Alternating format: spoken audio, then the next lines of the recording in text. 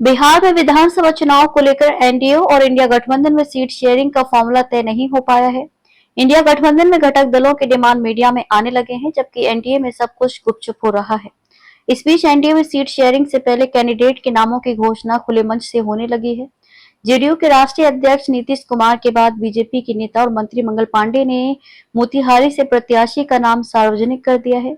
NDA कार्यकर्ता सम्मेलन में भाषण करते हुए उन्होंने बीजेपी कैंडिडेट का नाम लेकर जीत दिलाने की अपील की। विधानसभा चुनाव को मद्देनजर सभी विधानसभा क्षेत्रों में एनडीए का कार्यकर्ता सम्मेलन चल रहा है।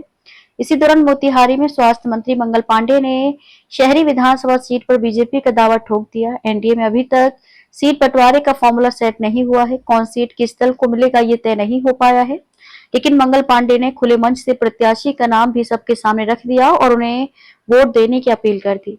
भाषण के दौरान उन्होंने कहा कि इस बार आप लोग प्रमोद कुमार जी को जिताइएगा ना, फिर से कमल फूल खिलाइएगा ना।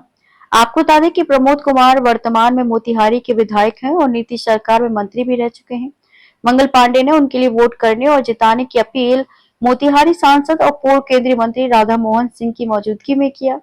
मंगल पांडे का ये एक्शन नीतीश कुमार के उस ऐलान का जवाब माना जा रहा है जिसमें उन्होंने संतोष निराला को बक्सर की राजपुर विधानसभा सीट पर जिताने की अपील की थी।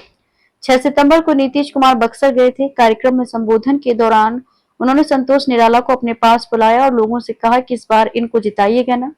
नीतीश कुमार के इस बयान को विपक्षी दलों ने एनडीए में तकरार के तौर पर प्रचारित किया। जानकारी के मुताबिक 18 सितंबर को गृह मंत्री पटना, मगध और शाहबाद जोन की बैठक करेंगे, तो वहीं 27 सितंबर को कोसी, सीमांचल, सारण, चंपारण और मिथिलांचल जोन की बैठक होगी। इन्हीं बैठकों में प्रत्याशियों की स्क्रूटनी होगी। प्रत्याशी चयन की प्रक्रिया की बात करें तो प्रत्येक विधानसभा से 5 से 7 संभावित नाम चुने जाएंगे।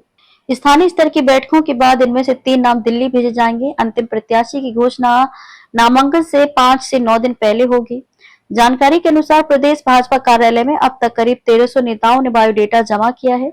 भाजपा के हिस्से में इस बार लगभग 103 सीटें आने की संभावना है, लेकिन स्क्रूटनी 243 सीटों पर होगी। पार्टी जिन सीटों पर चुनाव लड़ेगी वहां प्रत्याशी की घोषणा दिल्ली से होगी। बाकी सीटों पर संभावित उम्मीदवारों की सूची सहयोगी दलों को सौंपी जाएगी।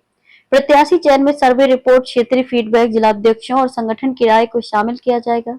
पिछले 5 वर्षों की लोकप्रियता और 2020 के चुनावी प्रदर्शन को भी अहम माना जा रहा है। भाजपा प्रदेश अध्यक्ष डॉक्टर दिलीप जायसवाल ने कहा कि सर्वे और क्षेत्रीय फीडबैक के आधार पर प्रत्याशी तय किए जाएंगे। एनडीए के घटक दलों के लिए भी भाजपा कार्यकर्ता सक्रिय रहेंगे।